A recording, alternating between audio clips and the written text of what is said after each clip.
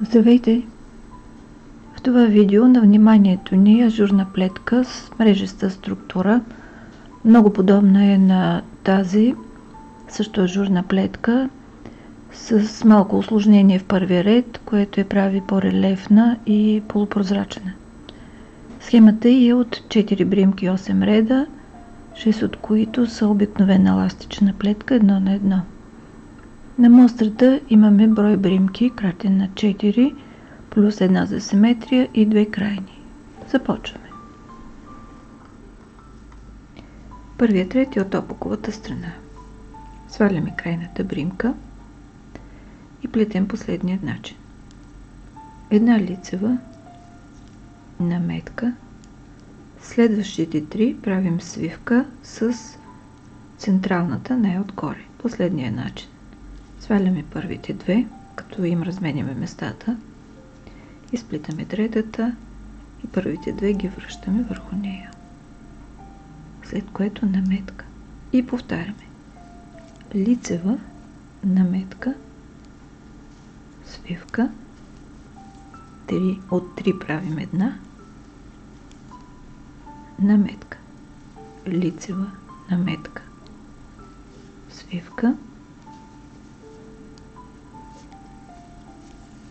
наметка, лицева, наметка, свивка.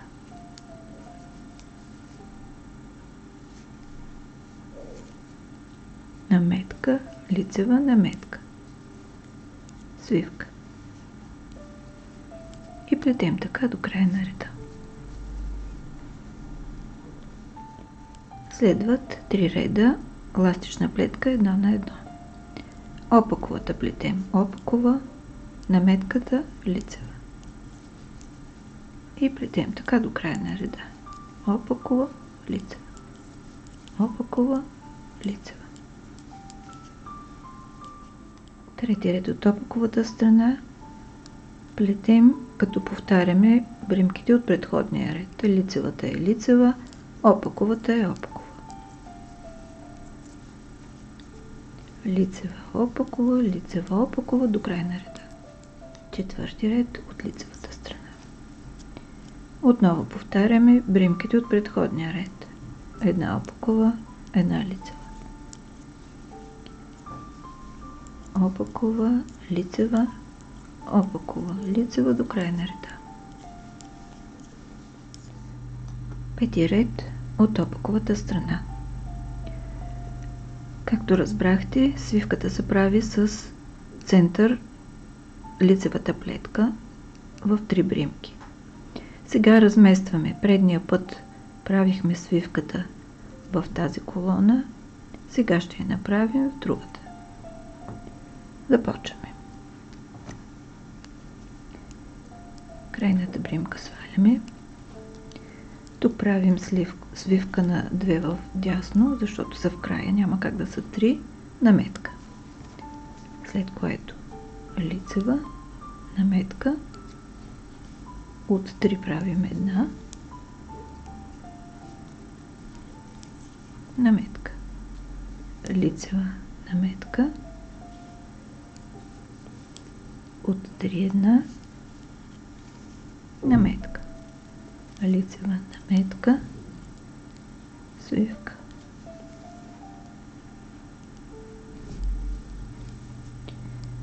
Наметка, лицева, наметка, свивка.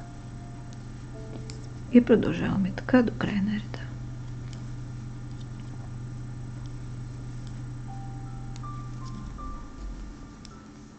И отново следват 3 реда еластична плетка 1 на 1.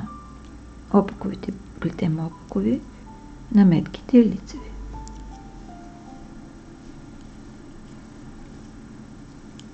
Плетем така до края на реда. Седми ред от опаковата страна. Плетем лицево опаково от началото до края на реда. Като повтаряме примките от долния ред. Последен 8 ред от лицевата страна.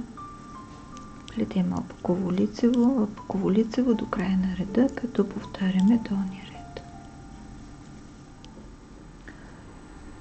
Тази ажурна плетка е идеална за летни дрехи, защото е много въздушна, полупрозрачна и мрежеста.